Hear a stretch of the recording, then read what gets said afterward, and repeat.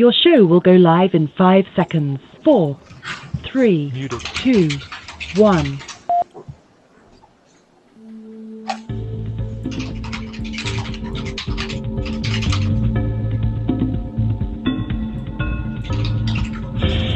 You've just joined the Prepper Broadcasting Network, where we promote self-reliance and independence. The views and opinions expressed are strictly those of the host or their guests. Visit us in the interactive chat room at prepperbroadcasting.com.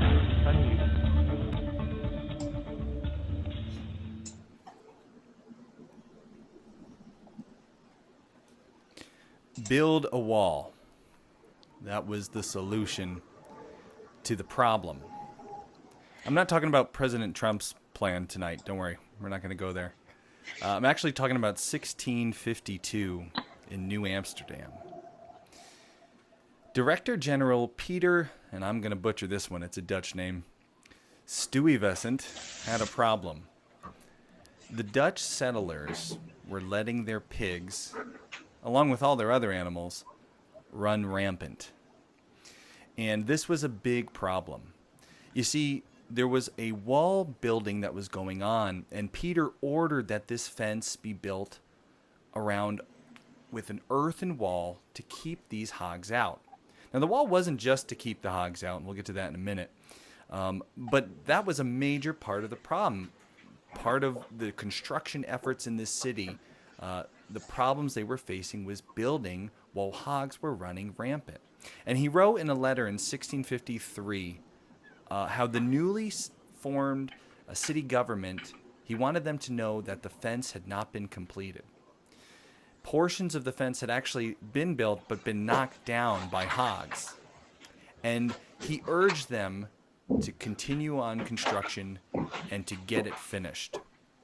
And the reason why that they were building a wall in the first place, well, the Dutch wanted to keep out hostile British forces, and they wanted to keep out hostile Native American forces.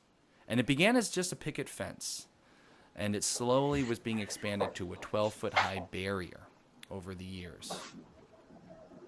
But work on this wall was difficult because, as we said, of these hogs. The settlers of New Amsterdam let their animals just go. This was the way they had done it back in their homeland, and now here they were going to do it the same way. And the pigs were running around, and if you know anything about pigs, pigs are rooters. They go down in the dirt with their nose, and they look for grubs, and they look for bugs. And while they're doing that, they're destroying whatever they find in their path. So they're destroying trees, and they're destroying bushes, and in this case, they're destroying a fence. So our general here, Peter, he tells the government they need to take precautions against these pigs at Fort Amsterdam. And he writes this letter telling them of this problem because apparently he'd already brought it up to them in the first place. And now he wanted them to really address it like they had apparently promised they would. And so we're going to read, this is a letter from 1653. And we have a professional actor hired tonight to read our letter. And so we're going to read segments from this letter to get an idea of the problem these hogs were causing Peter. So let's listen to Peter as he writes about this hog problem. I don't know, what sort of voice does Peter have? Like, is he an old crotchety guy, or I'd imagine. What do you think? I'd imagine he's Dutch and he's crotchety. Okay, the voice. Let's hear our paid professional actor read this letter. Honorable, dear, and distinguished friends, we see with great grief the damages done to the walls of our fort by hogs, especially now again in the spring when the grass comes out. We made an order concerning it last year at the request of the select men, who promised properly to fence in the fort and keep the hogs meanwhile from the walls. But seeing after the lapse of a year that nothing, or at least only little, has been done, and that what has been done at the fort has again been destroyed by the pigs, as may daily be learned, we are compelled to enter a protest about the non-fulfillment of the promise, being told that the failure of it, the destruction of the walls and of all our works, is caused by the select men having been superseded by their authority and duties transferred to Burgmasters and Schepens who had accepted to do the work. How this is, we do not know, but we see to our trouble and shame the pigs daily on the walls, busy with their destruction. Therefore, we request Burgmasters and Schepens to give an order in accordance with the before-mentioned promise and prevent the pigs. Else we shall be compelled to carry out our former order. Relying thereon we remain, honorable, dear, distinguished friends. Your very well-meaning friend. I'm going to start signing my letters, your very well-meaning friend. That was excellent. That was excellent. So time passes. Notice this letter is dated March 1653, New Amsterdam. Time passes. Nothing is done to improve this situation, and our poor friend Peter is just vexed. By August, he doesn't know what to do, and he writes another letter. Respected and very dear, we cannot, consistently with duty, omit calling your worship's attention to the injurious and intolerable destruction which we, to our great dissatisfaction, daily behold the hogs committing on the new finished works of the fort, whence the ruin thereof will certainly ensue. And whereas Burgmasters and Schepens, in violation of their solemn promises made both in writing and orally, will not lend a hand to repairing and strengthening the same, we can certainly expect they will adopt measures and take care that what we with great pains and labor have brought so far will not again be destroyed by hogs, and thus all our labor will be rendered useless, it being certainly the practice in no place to permit cattle to run at large to the injury and damage both of individuals and public. Without more remonstrance, then, in case this matter is not speedily and promptly attended to by your worship, we hereby protest that necessity compels us to provide therein by the following ordinance and placard, whereof we by these presents do first notify the Burgmasters and Schepens, and clear ourselves of all damage and injury that may follow therefrom. Done at Fort Amsterdam in New Netherlands, the 12th of August, 1653. You'll notice this letter does not end the same way, your well-meaning friend. Peter was done. He was washing his hands of this situation. There was no beating the hogs. And as Peter had warned, the Dutch's labor would in fact be rendered useless. Now, not necessarily by the pigs. You see, by September of 1664, the British seized New Amsterdam. Peter was there when it happened, running things. An English naval squadron under Colonel Richard Nichols shows up. Now, Peter had hoped to resist the English, but he was an unpopular ruler, and his Dutch subjects refused to rally around him. Could this be because he gave them such a hard time about their pigs? Well, I guess we'll never know the answer to that. 4 English warships with several hundred soldiers on board arrived in New Amsterdam's harbor, and they demanded that the Dutch surrender. And although Peter was prepared to fight, the rest of the residents persuaded him just to stand down. Let's just end this. And on September 8th, he signs the colony over without any blood being shed. Following its capture, New Amsterdam's name is changed to New York in honor of the Duke of York, who organized this mission. And this wall that they had begun building that never was finished may be why the troops were so easily intimidating this fortress. Well, the English demolished the wall, and they paved the road in its place. The Dutch name was De Walstraat, I'm not sure if that's a good Dutch pronunciation there, but it became known as Wall Street. We don't know what happened to the pigs. Do we have New York, though, and Wall Street because of those wild pigs running rampant? I guess we'll never really be able to answer that question. But should you bring pigs onto your homestead? I can definitely help you answer that one. And that's the question we're going to talk about in today's episode of Homesteady. So cozy up. No more dramatic readings, although I thoroughly enjoyed that one. Let's try to answer the question as to whether or not you should bring pigs onto your homestead. The world that we live in is a crazy place, but you and me, we can each make it a little better. We can live a more sustainable life. We can become more self-sufficient. We can get more connected with the planet around us. And we can do all of this together. So everybody, cozy up. It's time for another episode of Homesteady. So hello everyone, welcome to another episode of Homesteady Live. And my apologies for starting a little bit late today. We had a little scheduling issue. But thank you for joining us anyway, and I want to take a minute to say hi to everybody over at Prepper Broadcasting, everybody in the chat box there. Hi to Highlander, Flying Dutchman, Pappy, Jay Fergie, Hawker, let's see, Zeta3, Maui, hello everyone.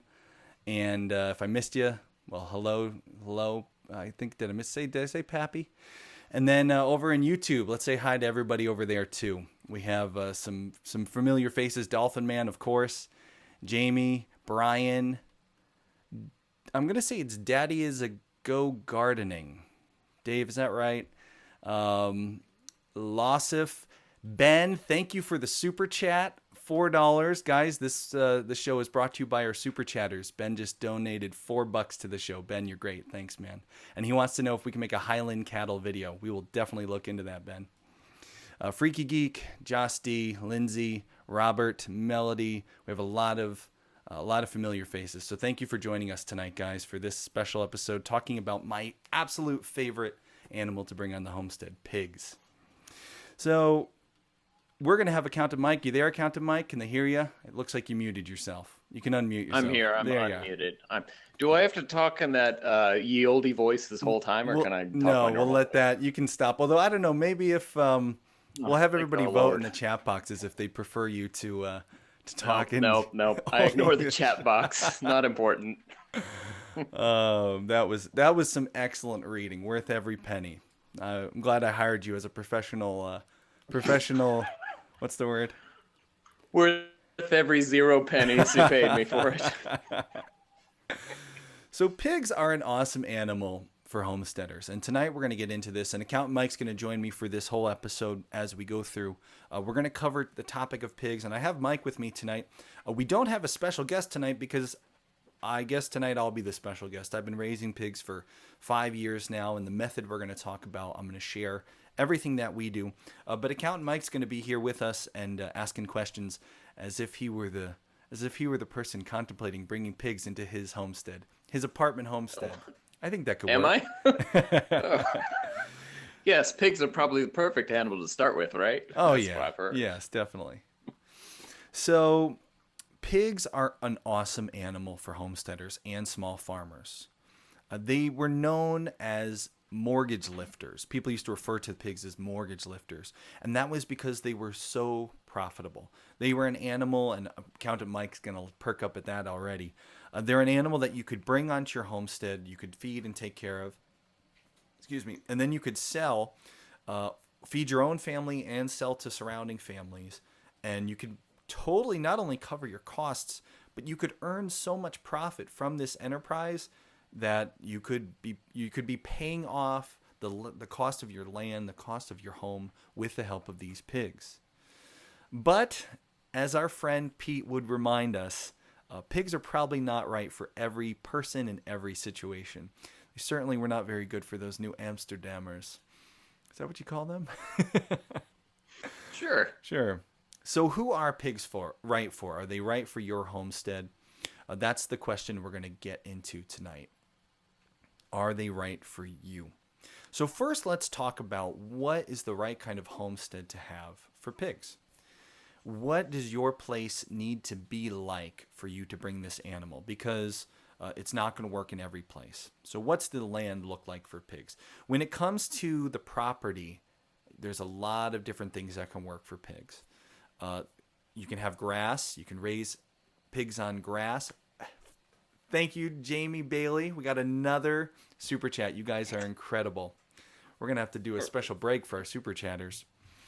So pigs can work in grass. They can work in the woods. They can work anywhere, and they actually do best in kind of both those. So on our property here, we have a grassy area for our pigs, and we also have a wooded area, and they're able to go and come as they please. So an awesome versatile animal that can handle almost any kind of property. I mean, if you lived in the desert, yeah, that would be a bit of a stretch.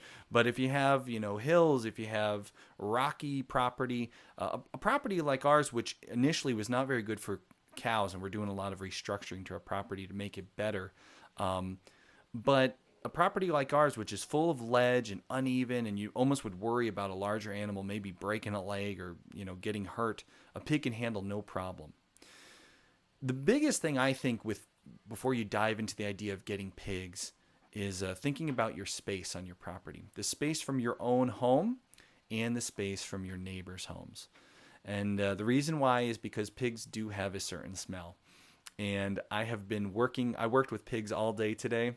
I had a couple things go wrong in the barn. We had a water line break, and I was like just buried in pig all day.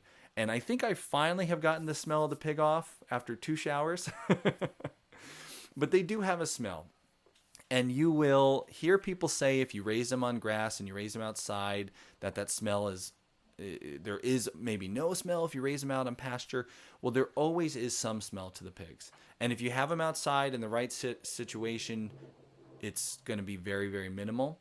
But I'll be honest, there are days where I walk out my front door and I'm about 500 feet from the barn where the pigs are at in that area. And if the wind is blowing in the right direction, we can definitely get a waft of the pig scent. So you want to make sure if you're getting pigs, you have them in a spot where the neighbors aren't going to smell them. They're not going to be annoyed by them. If you don't mind it, it would be best if it, like in my circumstance, we found the furthest corner from our house and there are no neighbors around. So we put them down there far away.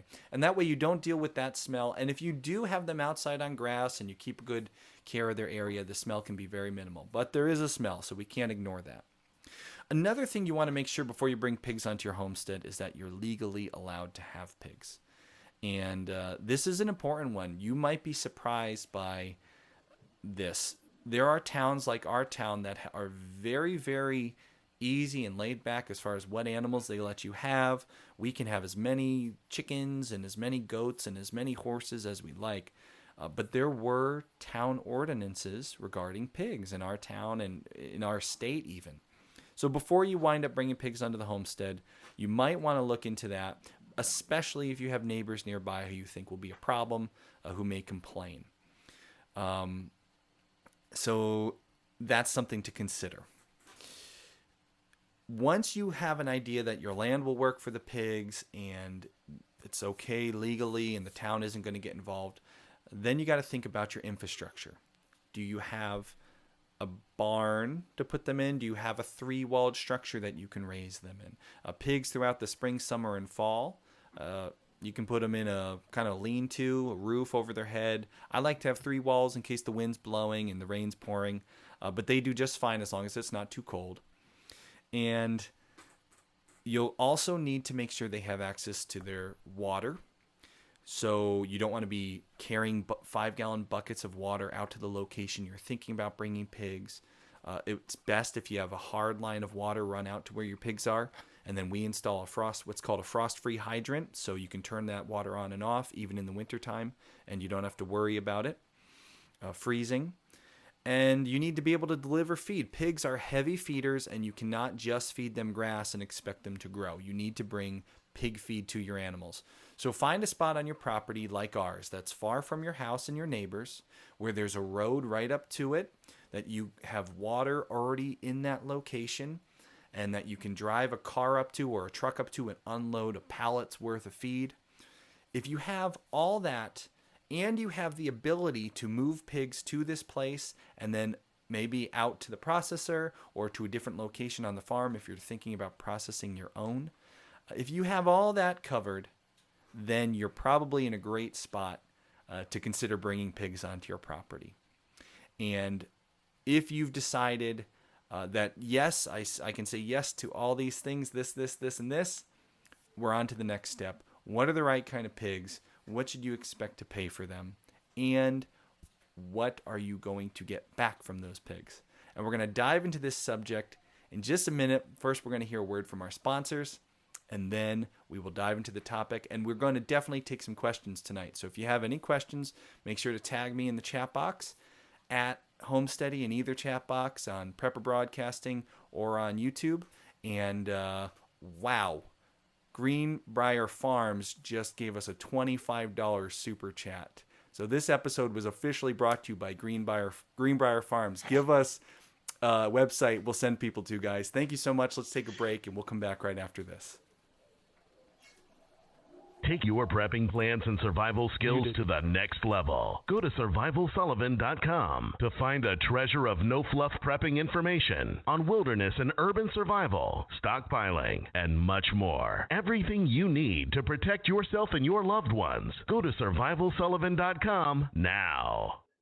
Hey, want to get the best deals possible on preparedness items locally and online?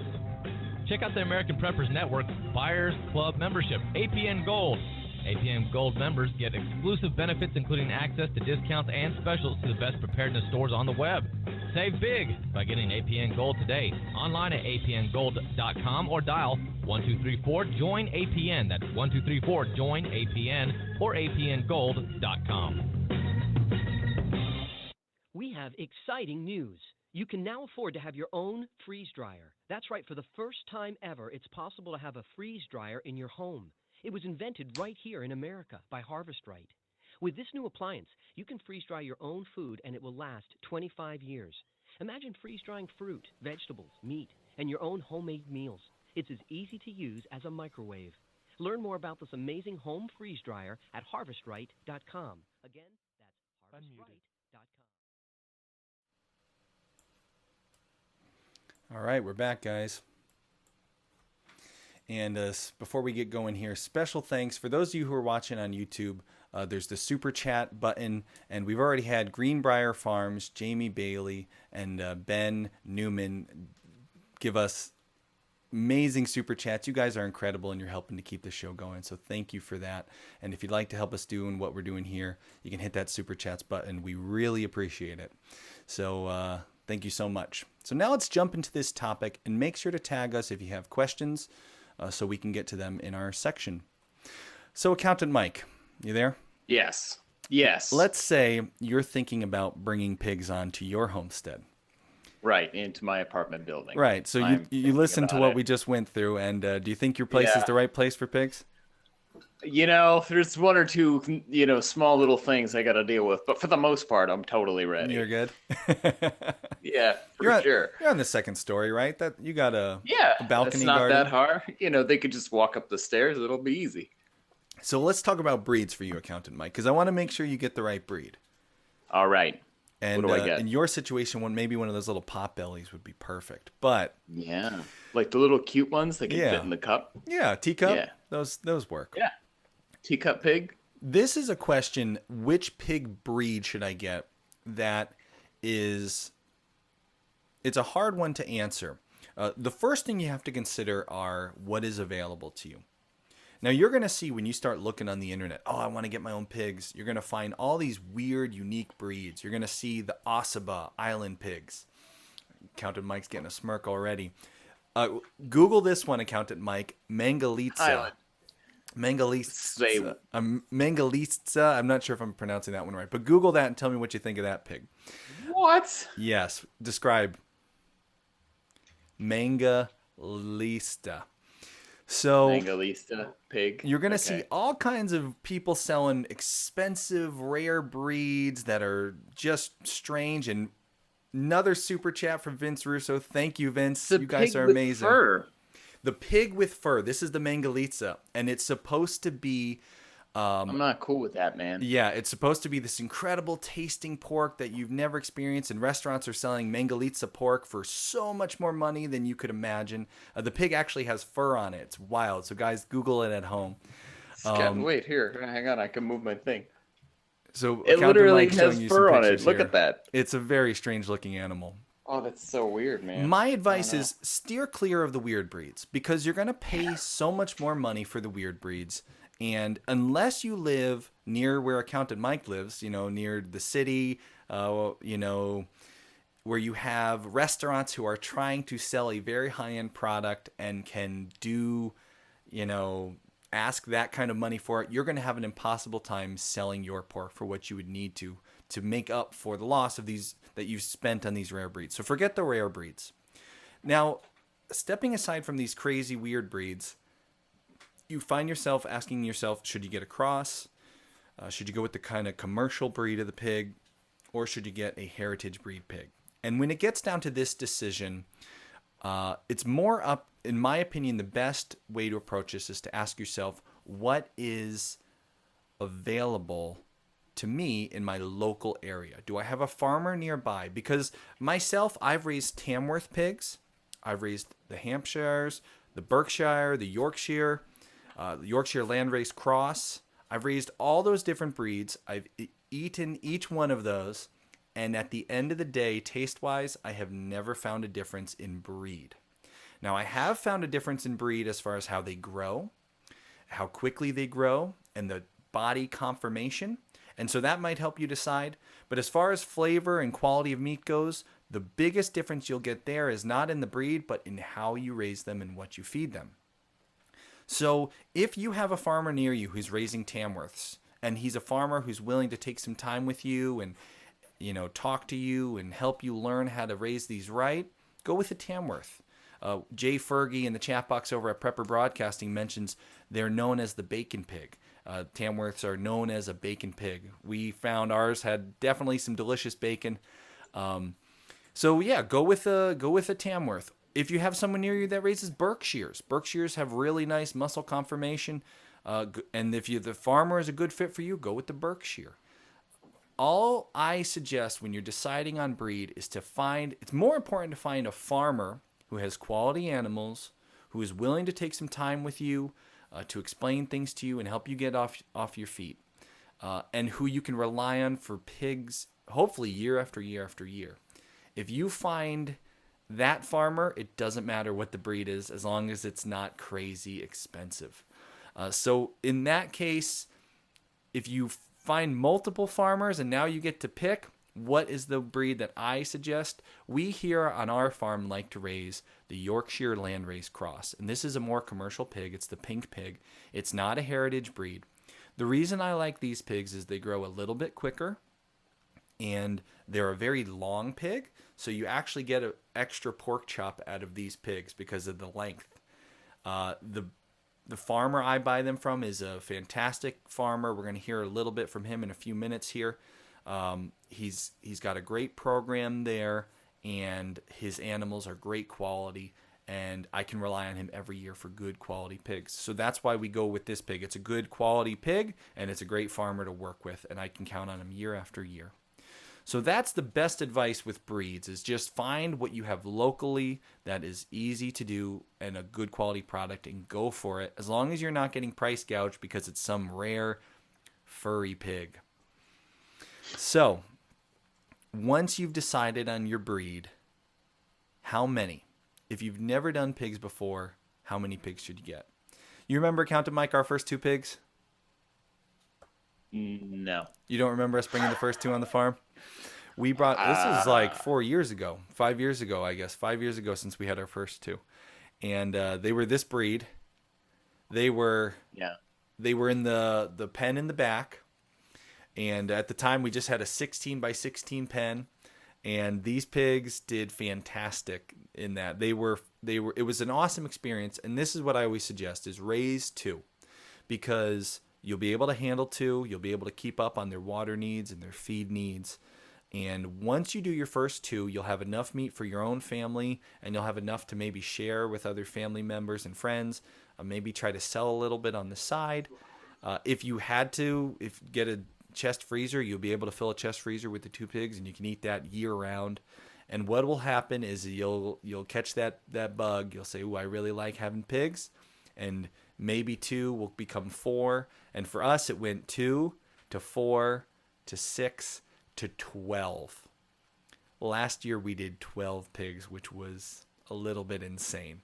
And this year we scaled back to 6 pigs, which is kind of our sweet spot here on our farm. But definitely start with 2. Don't buy more than you have customers for. Some people think, "Oh, you know what? I'm going to go out and I'm going to buy, 10 pigs and feed my family 2, and I'll sell all the others. I got enough time to figure it out." But don't do that, because pigs are very expensive to keep. They're expensive to feed. And if you don't have the customers lined up, you could run yourself. That mortgage lifter could be a mortgage refinancer. Is that a good mortgage joke? I don't know. Accountant Mike's not giving me that one. Yeah, sure. Okay, it was a We'll joke. let it slide. Refinance, that's a mortgage term. There we go. So start with 2 and grow. Now, there's a question that I get all the time on YouTube. We've talked about our business plan before. We've talked about the cost of raising pigs.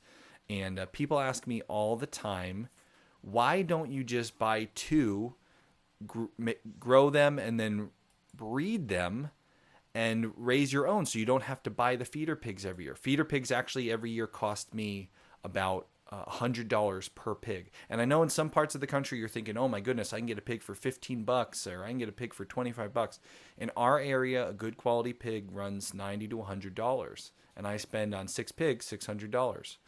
So I have a short snippet of an interview I'm going to play here with Tom Dexter. This is the guy that I buy my pigs from.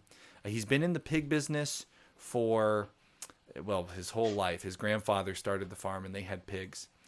And I'm going to share this, just a little snippet. This is a YouTube video we have up, and you can watch the whole video over on YouTube. But I'm going to share just a brief part of this conversation that I had with Tom, so you can hear about the reason why I decided that every year I will just go to Tom to buy my pigs. So let's listen to my discussion here with Tom. Kind of feed.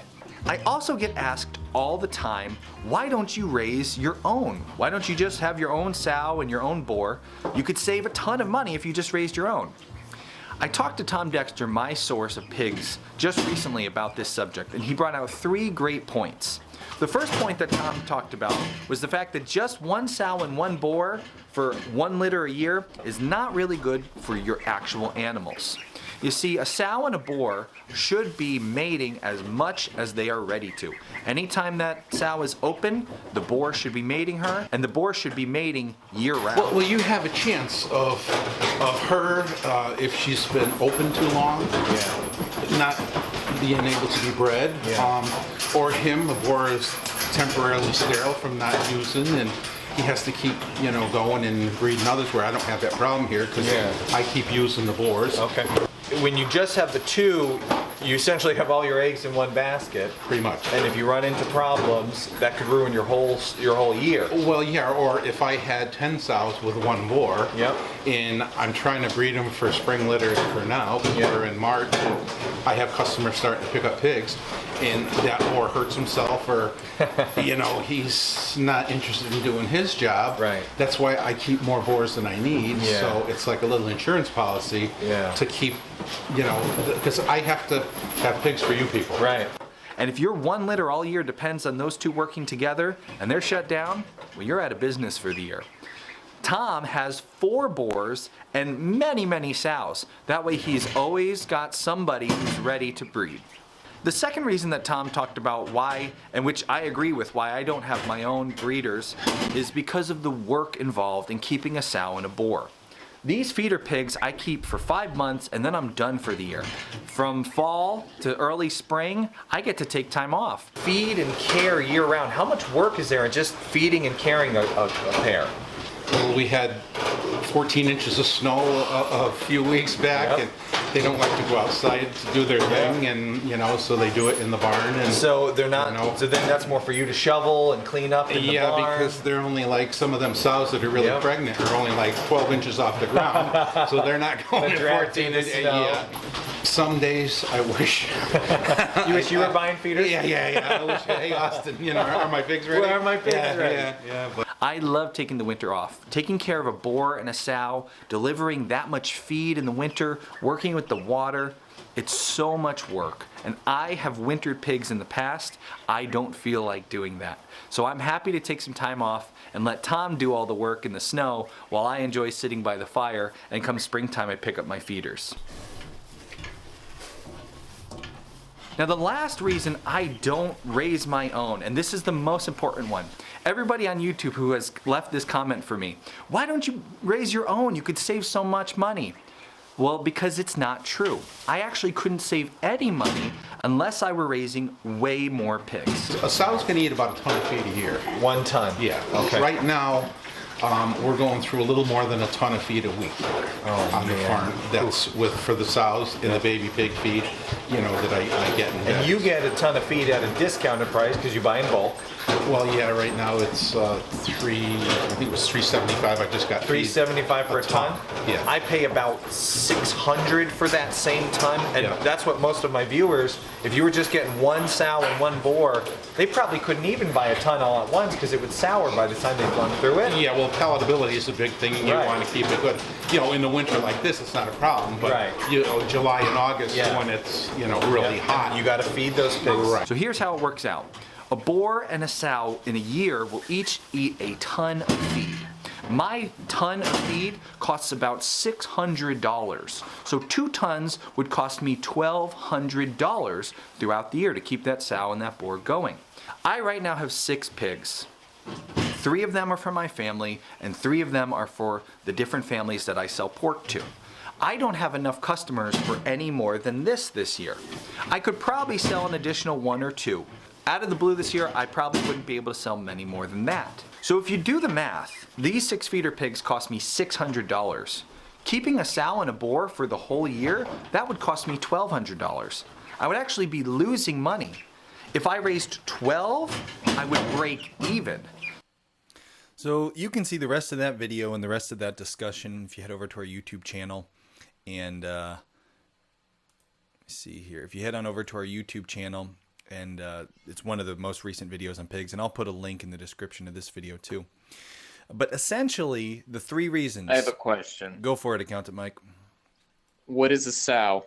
Okay, a and sow what is a boar? and a boar. A sow is a female pig who is old enough and having litters, and a boar is a male pig, old enough to make babies. Oh. Okay, continue. Mystery solved. Yeah, mystery solved. So when we talk about our pig operation on our farm, and the one that I suggest to every homesteader out there, and in this video I said probably 9 out of 10 people fit this bill. If you're trying to raise a pig, a pig for yourself and a pig for your family, and you want to sell a little bit extra on the side, maybe slowly build it over the years, it would take at least, like we talked about in the video, it would take about a dozen customers worth of pig customers to start breaking even. Now you could also sell the feeder pigs themselves, and those are a good option too if you're having litters and you sell the feeder pigs to other homesteaders. But the point is, no matter how you cut the math, it is really nice to take the winter off. Pigs in the winter are hard to raise. The water freezes unless you have a really nice heated barn. And if you do, you still have to be shoveling pig poop out of the barn daily because they make a lot of it. So my suggestion to everyone is get feeder pigs, 8-week-old pigs that are very healthy. 5 months, they become full size, ready to process pigs. And you can yield from those pigs 200 pounds of meat. You bring them to the processor or you do it yourself, and then you take the rest of the year. The winter comes, you enjoy it, you sit by the fire, you enjoy eating that delicious bacon, and come next spring, you go out and buy a couple more feeders. For the cost of the feeders, it is well worth it, unless you want to go full time into being a pastured pork producer for your community and your local, probably your state, if you're running an operation that big. If you want to become just a pig farmer, then breed them yourself. But if you just want to be a homesteader who's doing it for yourself and selling it to friends on the side, I highly suggest go the feeder route. So what do you need? Let's talk about costs, Accountant Mike. Let's do this breakdown here. All right.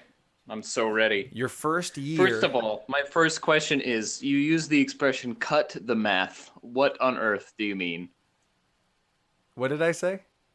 You said cut the math, no matter how you cut the math, and I don't believe that that's an expression. First fake expression of the night. Maybe second. Yeah. So, okay, so I wrote down a bunch of numbers, and I wrote down nothing about what these numbers mean. Okay, so you need infrastructure, right? Let's talk about and you infrastructure. Need feed. Infrastructure, your first year, I spent about $1,000. We made ourselves a concrete pad pen. Now our pigs are pastured. They're out on grass and everything, but I like having the concrete holding pen for the pigs in the beginning. When I first bring them on farm, it's nice to have them on concrete to keep them there to inspect their health, make sure they're all good, make sure I can release them into the pastures. So we built a concrete holding pad, which was 16 by 16. It had the fence built in. We had to install our water lines and put in our infrastructure to get our feed there. We had a really great question. Vince, one of our super chatters, asked us if it made sense to plant and grow grain for feed. So Vince, here's the answer to your question. With a sow and a boar, they'll go through a ton of feed a year, a ton of grain.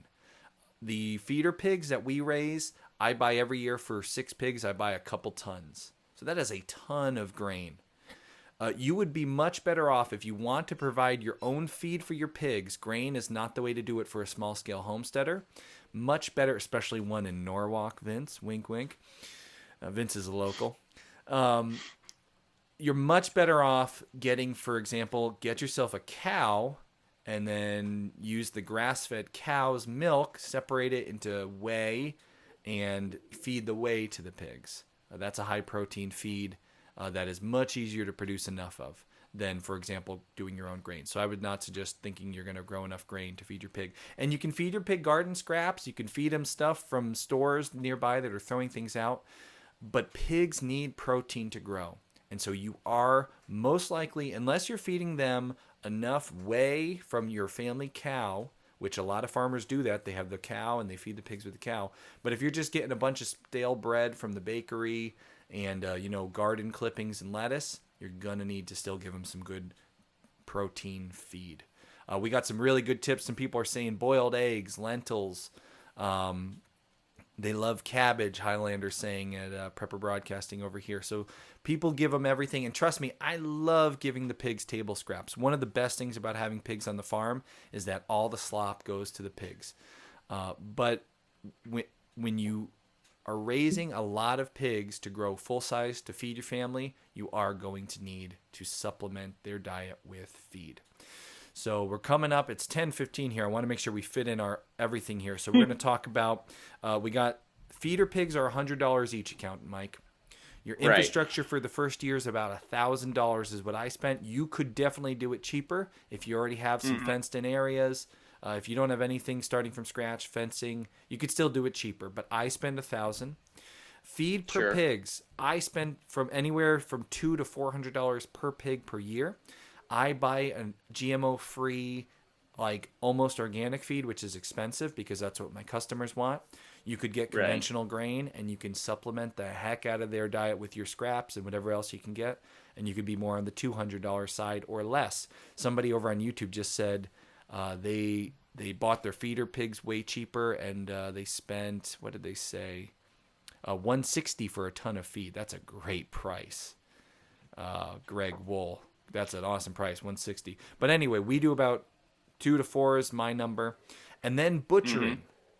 If you can butcher your own 2 pigs, if that's something you want to do, You're going to save a lot of money there depending on what your butcher charges. Our butcher charges $450 to do pigs, which is a lot of money per pig.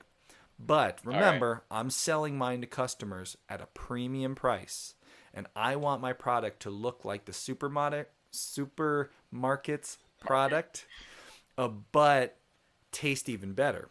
So I decided to go with a butcher. Now, I have butchered my own pigs, and I butchered my own deer, and I butchered my own goats. I'm not afraid to butcher my own animals. But pigs are, to look perfect, you need some good equipment if you're selling it at a premium. If it's just for you and your family and you got a Sawzall and you want to get creative, go for it. Oh, my God. Save a lot of money there. But for Dave... Well, I know. Let me jump in and say that I would imagine if you're selling it for people, like the general public who are going to buy this from you, that is probably going to be an area where you need to have some sort of licensing or that sort of thing. So you might, if you're not just doing this for yourself, if you're doing it to actually make money, you might have to use a butcher. That is absolutely true. So in certain states, you can get around that, and certain ways to get around that. But in Connecticut, for example, in Connecticut, I could get around that with what's called custom cutting. So if I was selling it to somebody, I can have a custom cut butcher, or I can sell them the animal live, and then they can have whoever they want butcher the thing. But for the sake of today's breakdown, let's take these numbers. Your first year, you spend $1,000 like I did on infrastructure. You buy 2 feeders for $100. You spend $300 let's say $300 per pig, $600 total, and your butcher charges $450 for each pig. So what's our total, Accountant Mike? So you got 100, 300, 450 per pig. So you're $850 per pig. So you're $1,700 all in just on pigs if you've got 2 of them. Plus you got to pay for that $1,000 of stuff. So what I can think you missed something, Accountant Mike. $1,000 in infrastructure. Both feeders are $100. That puts us at $1,200. Right. Feed per pig is $300. So that's $1,800. Yeah. And then butcher fees for each pig is $450. Right. Oh, you got all that? Yeah. Okay, good. Sorry. So what's the total? So like $1,700, not counting the infrastructure. Oh, not counting infrastructure. That's where you got me. Okay, good.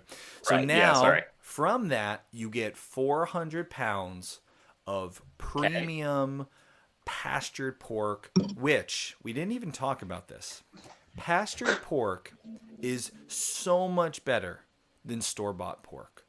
I was not a pork eater before I raised my own pigs. I was like, pork, it dries out quickly. I'm not a big fan. Pastured pork has a better tasting, better quality fat. It is juicier. The flavor is incredible. The steaks you get off a pig are marbled with fat that tastes, I always say it's marbled fat that tastes like bacon. So a pastured pork that is fed, healthy feed with a good, on grass, good garden supplements, in the sun, in the mud, amazing quality, premium meat. So the meat quality is amazing, and you're getting 400 pounds, and there is not a bad cut on the pig. The tail's good, the feet are good, the face is good. I'm sorry Hawker hasn't had dinner yet, and I'm probably making him hungry. All right. What can you sell this stuff for, like per pound? For today's breakdown, we're not really talking about the business side of things, but to compare the price, I sell my product, and local farmers markets sell the product. Retail price, they sell the product $10 for sausage per pound, $15 and up for the more premium cuts per pound. Oh, okay. So I'm not telling you my business side tonight, the numbers there, just for the homesteader looking to do this, for themselves, but that's the price you can compare to. At the local farmers market, if you're buying pork tenderloin, it's like $16 per pound at the farmers market. And so that 400 pounds was per pig, and that's like sellable meat, right? Yeah, yep. 200 pounds. So usually my hanging weight's around 200 pounds, and yield from that is about, maybe 60, 70% of that. So it's not quite 200 in the freezer. It's probably more like 160. But if you grow them out bigger, you can get 200 pounds. So if you want to take that 200 pound number, that's not a bad figure to go with. Well, that's the thing. Even if you're talking, so if I'm thinking about this from a dollars and cents standpoint, right? Yep. If you get 160 pounds of meat out of a pig, right? Yep. And 2 pigs times whatever I'm going to take an average of $12.50 per pound. Are you sure that number's right? Because that's $4,000. Per pound. Yes. $12 for 200 pounds. No, that was for, I did like 160 pounds or something. 160 pounds times $12 is how Yep, much money? 12 and a half. You with me? Yep. How much money? So 160 pounds Yep. times $12.50 per pound is 2,000, and if we're doing 2 pigs, it's 4,000. Yep, Because all of that's our totally numbers have right. been 2 pigs so far. Yep. Yeah. I should be selling Yeah. more retail.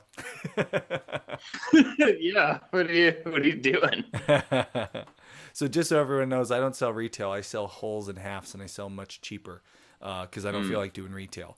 But yeah, if you sell a whole pig at $12 a pound average retail, you can make a lot of money off that pig in Connecticut. And I know people are listening from all over this country and the world, and so prices will vary depending, but so will costs. So just consider that. Yeah, we got people listening from. We had somebody from Australia and somewhere else the other day. They're all over. Somewhere else in the world, somewhere outside. New Amsterdam. So, what's our breakdown, Accountant Mike? I want to take questions. Yeah, I'd give it a thumbs up. That totally works Thumbs for sure. up. I knew pigs were getting a thumbs up. This was a no-brainer. Yeah. Yeah. Why? It's the first thing that, like, well, not the first thing. That totally makes, like, actual real financial sense. Like, if you're gonna, and especially if you have some sort of, if you're gonna be using it and if you could sell some of it to somebody, like, you don't need to do a big batch of pigs. Do you call it a batch? Herd? Squabble? You don't need to do a ton of Herd, pigs sure. in order to actually A make flock of pigs. money on them. So Yes, a it's flock true. of pigs. Yeah. You could do a miniature flock of pigs and make money. It's totally works. It's true. Yeah. And that infrastructure pays for itself within a year. Yeah. Yep. So what your total number, what are you getting per pound? 2 pigs, your first year, 400 pounds of meat. What was the total price the first year with infrastructure? With the infrastructure in there. Yep. So that means we've got that per that.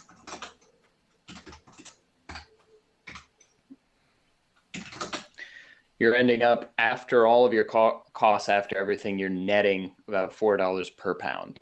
Wow. That's amazing for premium, and you cannot touch that at the farmer's market. So, guys, I want to take questions. If anyone has questions in anywhere, I've been doing pigs for 5 years. Fire off at Homesteady in the chat box, and we'll be sure to get to your questions. We have 8 more minutes here before we're all done. So, pigs get a definite thumbs up. I knew that they would. There was no doubt. And I have been doing pigs this long for that reason, because they are such a good turnaround. They're easy to make money off of, and they're awesome way to put a ton of meat in the freezer. So let's get to some questions here. We saw, let's see, somebody just mentioned the Homestead box wants to talk breeds. Homestead box, we just talked breeds a little while ago. You must have missed it. So No. A Highlander asks, Let's do some questions. Your question is denied. Highlander asks, do you use the hide for anything? Highlander, I have never used the hides, but that is a very cool idea. That would be interesting to see what you could do with the hide. So maybe something we'll look into. We have Freaky Geek 2 says, what breed is best for hot summers and cold winters? Cold winters, again, I do not suggest wintering pigs. It is hard work, and it is pigs take a longer time to put weight on in the wintertime. So it's hard work, and it's not as cost effective. I raised a couple pigs from January, and I ate my shirt on those pigs. Is that the saying? Ate my shirt? I don't know. I'm making up sayings left think and it right is a tonight. saying. But anyway, so I would focus on raising them through the summer, Freaky Geek. And for summer pigs, Really, all the pigs, as long as they have shade, and it's good to have them, give them a place to wallow, because pigs don't sweat. They need to get wet to lose that heat. So any pig in the summertime, but make sure it has shade and water. Vince wants to know if I make prosciutto. I have never made prosciutto, Vince, but after years and years of getting all these big hams made and not doing much with the hams, I think this year we're going to try making our own prosciutto. Whoa. So we'll see. I have a fan of Homesteady, a friend of Homesteady that is making his own over on Instagram, and I've been following him, so I'm gonna see if we can do it this year.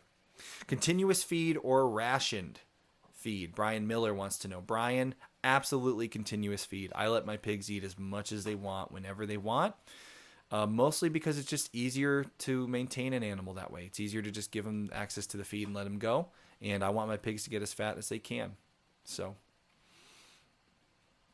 is there anything from the kitchen they can't eat? Kieran wants to know. Lost your shirt. Thanks, Vince. So is there anything that pigs can't eat? I've seen things, ready for this? I've seen things pigs won't eat. We've been giving them our kitchen scraps and slop, and as far as that goes, as long as it's fresh, for the most part, it's pretty safe. Pigs have a pretty similar stomach to humans. They're not a ruminant. Their stomach is similar to ours, and they can handle a lot of things. They will not eat certain things. They don't eat like citrus rinds. They don't much care for like onions. This was very interesting. One day we had a party with kids, and we had a bunch of extra candy that we didn't want to eat. So we gave the pigs the extra candy, and in there were Twizzlers, and the pigs wouldn't eat the Twizzlers. What does that tell you about Twizzlers? Just the Twizzlers? They That's wouldn't it? touch They the eat everything Twizzlers. else? Yep. They ate everything else, no Twizzlers. Weird. Joss D, pigs better than chickens, Aust. I love pigs so much better than the chickens because it's just so much more meat and I enjoy the animal more. But I love chickens too. So, Homestead Box wants to know, have we already talked about fencing? Good question, Homestead Box. We have not. So fencing, my tips for fencing, they respect electric. We like to bury our fencing for our pigs and attach it. I just cut a log, cut a tree, limb it, borrow it, bury it, and attach it to the fencing, and that keeps them from rooting it up. We had another, let's see. We had another good question. Most common diseases. Have you tried red vines? Red vines? As opposed to Twizzlers? Yeah. No, I have not. Okay, can you try that and get back to me? I want to know. Like, is it something about the red spirally shape, or is it just shape. Twizzlers? Do they not like Twizzlers? Most common diseases. We have not had many problems with our diseases. Somebody on Prepper Broadcasting wanted to know about diseases. Not had many diseases. We have had pneumonia. Our pigs did get pneumonia. So we had to give them shots for that 1 year. Guys, I love talking about pigs, and I could go on talking forever, but we're running out of time here. So thank you so much. Everyone, to our super chatters, please message me your emails because I'm going to invite you super chatters to our Pioneers Only discussion tonight. And if you're a Homesteady Pioneer helping to support this show, I'll be sending you an invite to our pig discussion where we'll continue talking about pigs. Thank you, Prepper Broadcasting, and everyone in the chat box for listening, guys. Thank you on YouTube to everyone, our fans over on YouTube listening, and for your support and for your amazing donations. Those super chats are incredible. So guys, get me your email, aust@thisishomesteady.com. Just email me right now and I'll send you an invitation to our Pioneers Only chat. And thank you everyone for joining us tonight. If you want to get pigs and you're in the Connecticut area, I can hook you up with Tom Dexter. He's a great source, and he doesn't give out his phone number except for through people. So email me, aust@thisishomesteady. And this episode flew by, guys, because I can talk about pigs so easily. Until next week, the road is rocky. Make Homesteady.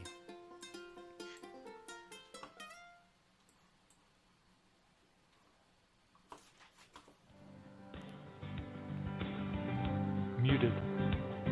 Okay, everybody on YouTube, we're muted over on Prepper Broadcasting. I'm going to hold up. Today's broadcast has come to you. There we go. Everybody on YouTube, thank you guys.